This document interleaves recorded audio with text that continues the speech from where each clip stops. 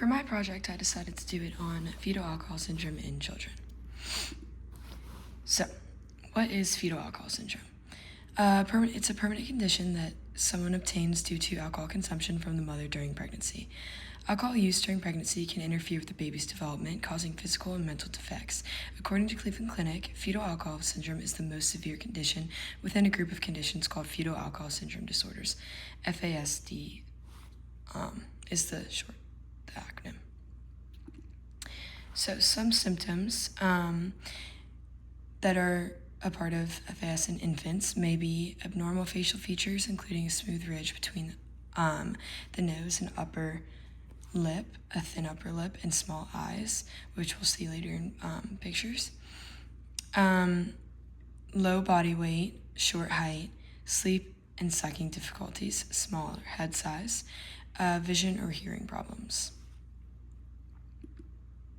So some other symptoms that are seen in early childhood and older childhood can be delayed speech and language development, difficulty concentrating and short attention span, difficulty telling the difference between reality and fantasy, hyperactivity, learning disabilities, low IQ, poor coordination. So lower hyperactivity is a big one that we'll talk about later, but also as well as learning disabilities is a big part as well because of the stigma around it in schools.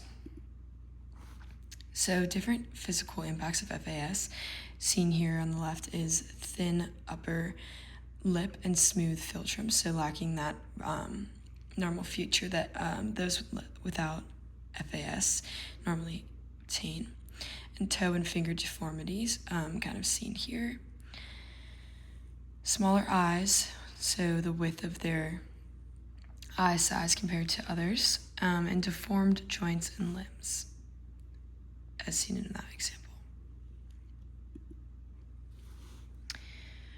So what happens for alcohol during pregnancy to cause this? So according to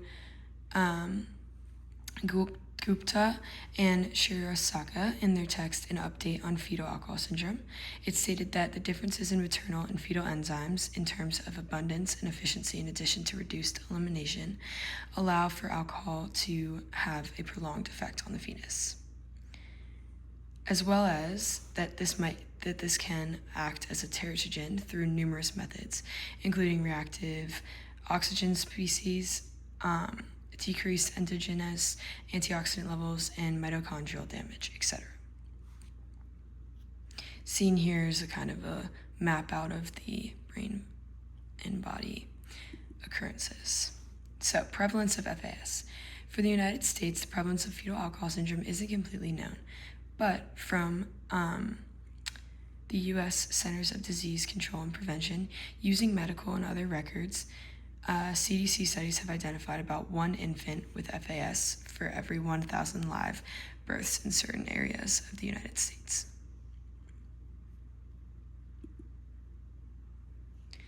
So statistics here, stated by the National Institute on Alcohol Abuse and Alcoholism, is that according to 2023 data from the National Survey on Drug Use and Health 17, nearly 1 in 10 pregnant women report current alcohol use.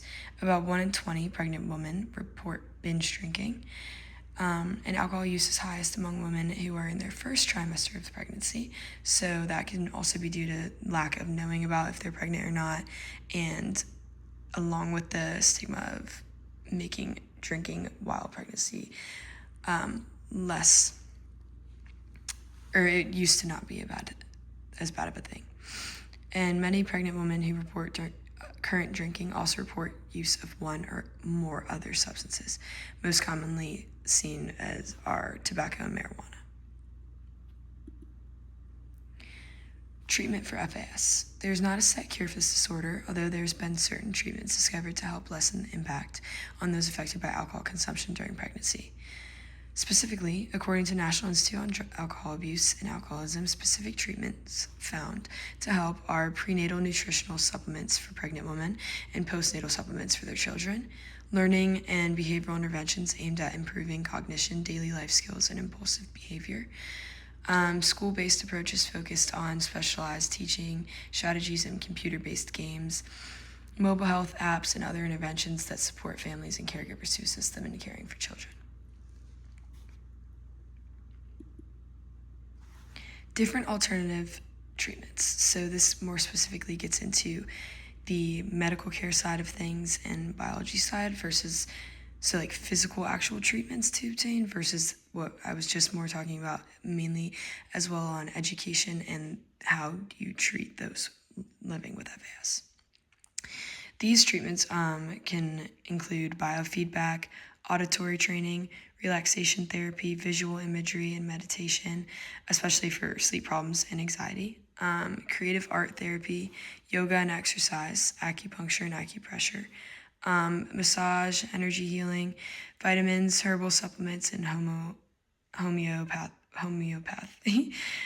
I definitely said that wrong. Animal-assisted therapy. And all of these specifically are according to CDC as evidence-based information seen throughout treatment plans. So, living with FAS. So specifically, I watched a couple videos of those talking about a mother talking about her children growing up with FAS, and then as well as a woman who has it and what it kind of is like to live with this disorder. So issues when starting school, specifically is spoken about ADHD and other learning disabilities, along with a lack of attention towards them when it's needed. So also sensory issues to things like tags on clothing, sunscreen, lotions, not really recognized as well as it should be, leaving families without answers. So specifically these cases would attend doctor's appointments and other different priorities in their life, and it wouldn't necessarily be focused on if FAS being the underlying issue for it. It would more be they would try to look for other answers, whereas it's better now to be looking into living with this disorder. Developmental delays, intellectual issues, they don't process medicine the same way, so it took a lot of trial and error for some certain medications that they could be prescribed to even have an impact, and even then it might not work as it was expected to. Symptoms differ for everyone, so that's a specific thing. There's a lot of misdiagnosed often and left with little to no answers. So specifically this one woman with her heart condition, she kept mentioning at all of her doctor's appointments that she had FAS, but it was never, the doctors wouldn't focus on that. They were looking for other certain things. So there's, heart conditions, and it affects organs in the body, different struggles throughout that, whereas again, everyone's symptoms are different. It really affects memory and concentrations because it impacts prefrontal cortex. They can forget people in their lives, entire days, etc., and it affects how you feel pain. So some may have an extremely high pain tolerance. Impacts specific to children that I want to highlight are that they have to learn how to manage lifelong physical, behavioral, and cognitive challenges, including learning disabilities, ADHD, memory issues. They tend to be hypervigilant and pick up on other moods quicker than normal. Their impulse control struggles at times of high anxiety. Due to cognitive challenges, they need support developing habitual patterns of appropriate behaviors. And then overall, it's a commonly seen issue of women taking part in alcohol consumption during pregnancy here in the U.S. It was until more recently the topic of this disorder the child obtains as a result of that has been more focused on. There are numerous stories of people living and dealing with FAS yet not receiving enough notice due to doctors and caretakers not treating this disorder as the true root of the problems. It's a good thing to see more research being done on FAS and working to get the answers for those living with it and their families. And then here's my references page.